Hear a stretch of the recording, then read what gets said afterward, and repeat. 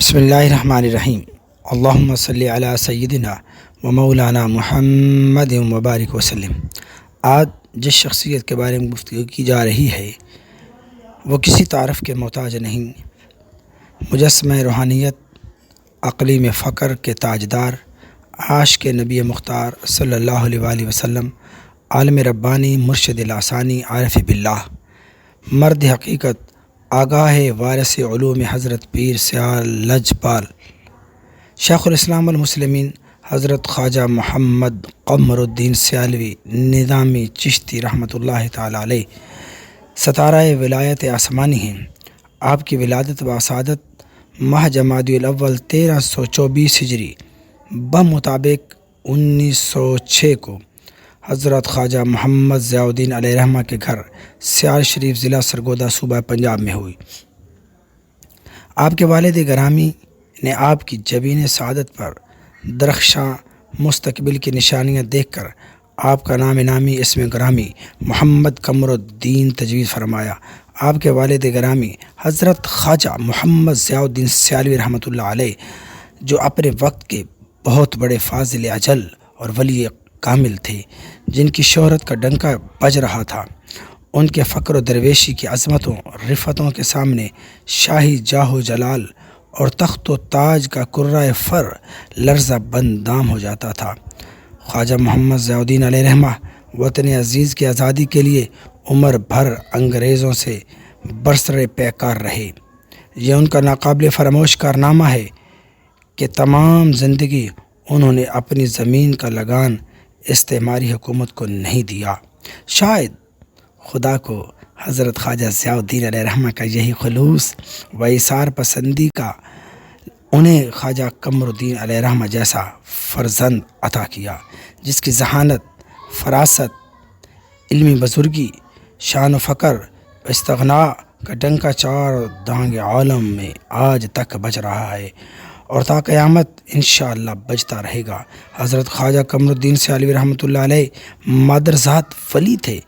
بچپن ہی سے آپ میں ایسے آثار نمودار ہونے لگے جو آپ کی عظیم شخصیت کی غمازی کرتے تھے۔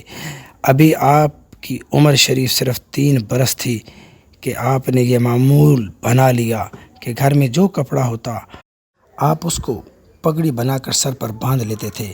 بعض اوقات تو اتنے کپڑے سر پر باندھ لیتے تھے کہ آپ کے ننھے سر پر پگڑیوں کا انبار لگ جاتا تھا۔ آپ کے اس طرز عمل کو خبر کسی طرح آپ کے دادا جان حضرت ثانی صاحب رحمۃ اللہ علیہ کو ہو گئی۔ ان کی محبت کے جذبات میں جوش آ گیا۔ اسی وقت پوتے کو بلایا۔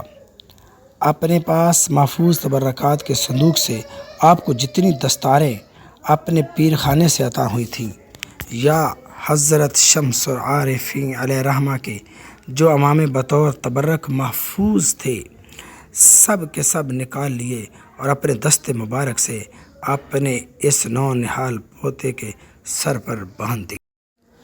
آپ کی تعلیم و تربیت کا بہت زیادہ خیال رکھا گیا۔ ابھی آپ کی عمر مبارک بمشکل 4 برس ہوئی تھی کہ آپ کے دادا جان کا انتقال ہو گیا۔ اس کے بعد آپ کی تعلیم تربیت کی ذمہ داری آپ کے والد بزرگوار نے سنبھالی، جنہیں طریق شہبازی سکھانے کا خداداد ملکہ تھا۔ 4 سال 4 ماہ اور 10 دن کی عمر شریف جب ہوئی تو قصبہ پولا کے معروف حافظ عبد الکریم کے پاس آپ کو قرآن مجید حفظ کرنے کے لیے بٹھا دیا گیا۔ اس کے بعد جید اساتذہ نے آپ کو فارسی اور صرف و نحو کی ابتدائی کتابیں بڑے شوق سے پڑھائیں اور اس جوہر قابل نے اپنے اساتذہ کے فیض کو بڑے شوق و محبت سے قبول کیا۔ برصغیر پاک و ہند میں خیر آبادی خانوادہ علم و حکمت کے فقید المثال عالم حضرت مولانا معین الدین اجمیری علیہ رحمہ کی نگاہ انتخاب آپ پر پڑی۔ وہ اس وقت مدرسہ عثمانیہ دارالخیر اجمیر شریف میں صدر مدرس تھے۔ کچھ عرصہ کے بعد خواجہ ضیاء الدین سیالوی رحمۃ اللہ علیہ نے اپنے فرزند ارجمند کو حصول تعلیم کے لیے اجمیر شریف روانہ کیا۔ پھر حضرت کا شوق و ذوق علمی مولانا کو کشاں کشاں اجمیر سے سیال شریف لے آیا اور حضرت خواجہ قمر الدین سیالوی علیہ رحمہ علامہ اجمیری علیہ رحمہ سے اکتساب فیض کرنے لگے۔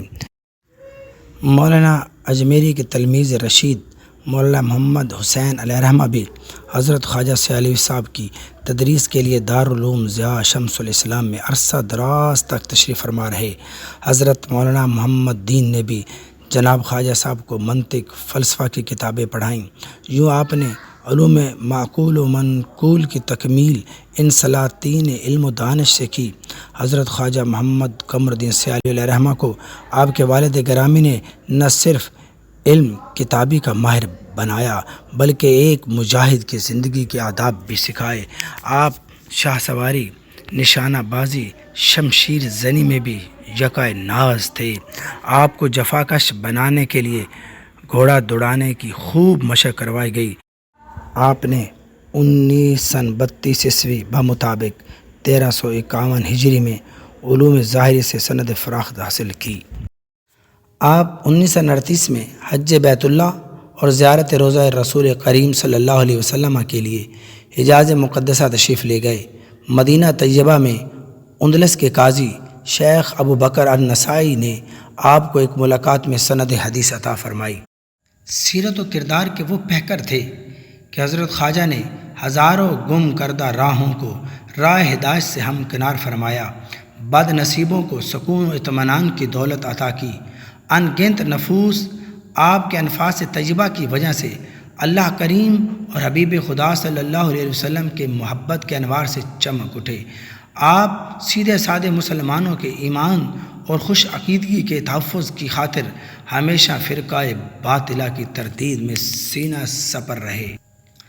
آپ کو عربی، فارسی، اردو، پنجابی سمیت کئی زبانوں پر عبور تھا۔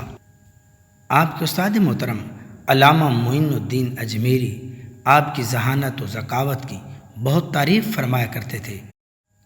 آپ کو عیسائیت کے علوم پر بھی دسترس حاصل اور آپ نے اپنے زور علم اور انداز بیاں سے عیسائیوں کے ساتھ مناظرے اور مباحثے کیے، جس میں بڑے بڑے عیسائی پادریوں کو منہ کی کھانا پڑی۔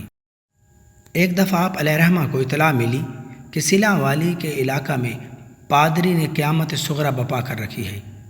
اس نے مسلمانوں کے خلاف ایک کیمپ قائم کر رکھا ہے۔ وہاں آ کر روزانہ بازاروں اور سڑکوں پر اپنا سٹیج لگاتا ہے اور ایک جمع غفیر عوام کا اس کے ارد گرد جمع ہو جاتا ہے اور لوگوں کو گمراہ کرنے کے لیے اسلام اور اہل اسلام پر بے سر و پا اعتراضات کی بچھاڑ کرتا ہے۔ سیلان والی سیاج شریف سے 15 میل کے فاصلے پر واقع ہے۔ آپ اطلاع ملتے ہی گھوڑے پر سوار ہو کر سیلان والی روانہ ہوئے۔ اس پادری کے کیمپ میں پہنچ گئے اور اس کو مناظرے کا چیلنج کر دیا، جو اس نے قبول کیا۔ آپ کی پہلی مدلل تقریر سے ہی اس کے حواس یوں باختہ ہو گئے کہ اس نے بائبل کو زمین پر پٹخ مارا اور یہ کہتا ہوا مناظرے کے میدان سے بھاگ گیا کہ واقعی ہماری کتابیں خراب ہو گئی ہیں۔ اس طرح حضرت صاحب نے ایک مجاہدانہ ضرب کاری سے اس سامری کا سارا طلسم ٹوٹ کر پاش پاش ہو گیا۔ اسی طرح توسہ شریف میں آپ عرس مبارک کے موقع پر تشریف لے گئے۔ انہی دنوں ایک عیسائی مبلغ وہاں آ گیا۔ اس نے برسر بازار اسلام کے خلاف اپنی تقریر شروع کر دی۔ لوگوں کا ایک ازدحام اس کے پاس جمع ہو گیا۔ وہ اسلام پر تابڑ توڑ حملے کرتا۔ قرآن پاک اور احادیث اس کو زبانی ازبر تھیں، جن کو وہ جا بجا استدلال کے طور پر بڑی چابک دستی سے استعمال کر رہا تھا۔ اس مجمع میں کئی عالم بھی موجود تھے، مگر کسی میں اس کو روکنے کی جرت نہ تھی۔ حضرت خواجہ صاحب کو جب پتہ چلا تو آپ دوڑتے ہوئے وہاں تشریف لے گئے اور چند ہی لمحوں میں اس کا ناطقہ بند کر دیا اور وہ راہ فرار اختیار کرنے پر مجبوراً وہاں سے بھاگ نکلا۔ آپ نے جہاد کشمیر میں بھی بھرپور حصہ لیا۔ سرحدی علاقوں سے بیش قیمت اسلحہ خرید کر مجاہدین میں تقسیم فرمایا۔ جہاد کشمیر کے لیے آپ نے ملک گیر مہم چلائی اور لوگوں کو اس جہاد میں شامل ہونے کی طرف راغب کیا، جس کا نتیجہ یہ ہوا کہ لوگ جوگ در جوگ جہاد کشمیر میں شامل ہونے لگے۔ مجاہدین کی آباد کاری میں بھی بھرپور حصہ لیا۔ حکومت کا ہاتھ بٹانے کے علاوہ اپنے ذاتی فنڈ سے بے شمار مہاجروں کے گھروں کو آباد کیا۔ 1965 کی جنگ کے موقع پر آپ نے اپنی تمام جمع پونجی دفاعی فنڈ میں جمع کرا دی اور اپنے مریدوں اور معتقدین کو بھی اس میں بڑھ چڑھ کر حصہ لینے کا حکم دیا۔ آپ کے اظہار قربانی کا عالم یہ تھا کہ آپ نے اپنے اہل خانہ کے زیورات بھی ملک پر قربان کر دیے اور اپنے احباب کو قنوت نازلہ پڑھنے کا حکم دیا۔ ملک کے پاکستان کو بنانے والے، ملک کے پاکستان کو بچانے والے، ملک کے پاکستان کی سرحدوں کی حفاظت کرنے والے، روحانی جسمانی طور پر عقیدے کا تحفظ کرنے والے، ایسی شخصیات جب تک اس دنیا میں موجود ہیں اس وقت فیض مصطفی جاری رہے گا اور تا قیامت جاری رہے گا۔ آپ کی زندگی کے اتنے پہلو ہیں، اگر ایک ایک پہلو پر بات کی جائے تو کئی گھنٹے چاہیے۔ پاکستان میں نظام مصطفیٰ صلی اللہ علیہ وآلہ وسلم کے قیام کے لیے آپ نے انتھک کوششیں فرمائیں۔ آپ نے شدید بیماری کے باوجود اسلامی نظریاتی کونسل کے لیے دن رات کام کیا۔ آپ کی ان خدمات کا اعتراف کرتے ہوئے اسلامی نظریاتی کونسل کے چیئرمین ڈاکٹر جسٹس تنزیل الرحمن نے انکشاف کیا کہ حضرت شیخ الاسلام نے اسلامی نظریاتی کونسل کے لیے ہمیشہ تنخواہ کے بغیر کام کیا، حتیٰ کہ سفر کے خرچ کے لیے بھی آپ نے کبھی بھی کوئی پیسہ حکومت سے نہیں لیا۔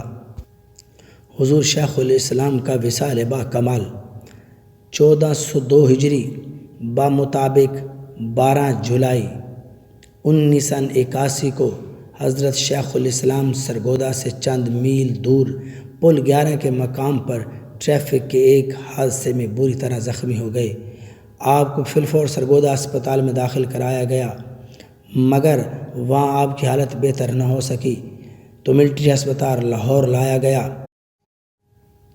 جہاں آپ 20 جولائی 1981 بمطابق 17 رمضان المبارک اپنے خالق حقیقی سے جا ملے۔